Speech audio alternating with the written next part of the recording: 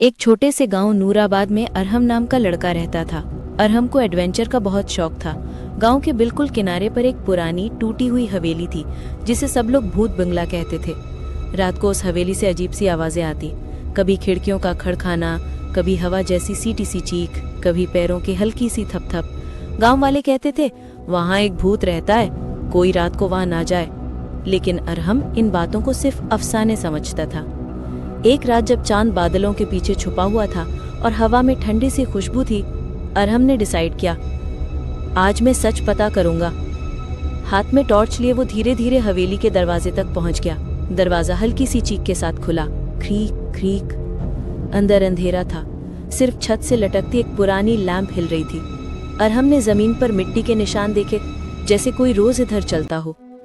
अचानक ऊपर की मंजिल से पतली सी आवाज आई, कौन है वहां?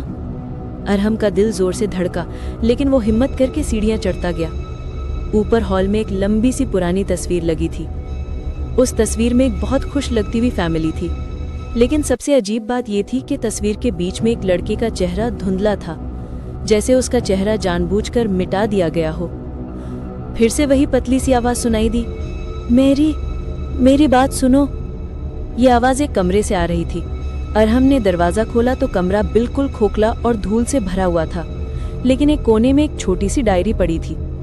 डायरी खुलते ही हवा तेज चलने लगी, खिड़कियां जोर जोर से हिलने लगी, धड़ धड़ धड़।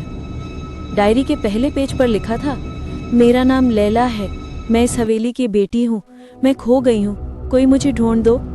अरहम की टॉर्च का लाइट हिलने लगा, बल्ब जलते बुझते लगा। फिर पीछे से किसी की हल्की सी चलने की आवाज आई, टैप टैप टैप। अरहम ने झट से मुड़कर देखा, कोई नहीं था, लेकिन कमरे की ठंडी हवा में एक हल्की सी आवाज गूंज रही थी, मुझे घर ले चलो। अरहम को समझ नहीं आता था क्या करें।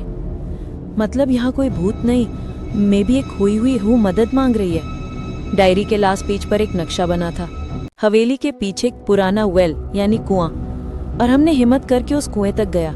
कुआं बंद था और लकड़ियों से ढका हुआ था। जैसे ही अरहम ने लकड़ियों को हटाया, एक पुरानी चांदी की पायल जमीन पर गिर पड़ी। झनक। पायल बहुत छोटी थी, किसी लड़की की। जैसे ही अरहम ने पायल उठाई, उसे अपने पीछे एक हल्का सा उजाला महसूस हुआ। वो मुड़कर देखता है, एक छोटी सी हल्की रोशनी में चमकती हुई बच्ची जैसी परछाई खड़ी थी, न डरावनी न खतरनाक, सिर्फ उदास। बच्ची ने धीमी आवाज में कहा, शुक्रिया, अब मैं अपनी फैमिली को ढूंढ सकती हूँ। फिर वो धीरे धीरे हवा में घुलने लगी। एक हल्का सा चमक, एक हल्की सी ठंडी हवा, और सब कुछ वापस से खामोश। और हमने डायरी और पायल दोनों अपने पास रखे और हवेली से निकलकर गांव वालों को सच बताया। गांव के बुजुर्गों ने तस्वीर में उस लड़की का नाम बताया। यह तो लैला थी, सालों पहले खो गई थी। उस दिन के बाद हवेली में कभी कोई अजीब आवाज नहीं आई। लोगों ने कहा कि लैला को सुकून मिल गया और अरहम, वो गांव का सबसे हिम्मत वाला लड़का, मशहूर हो गया।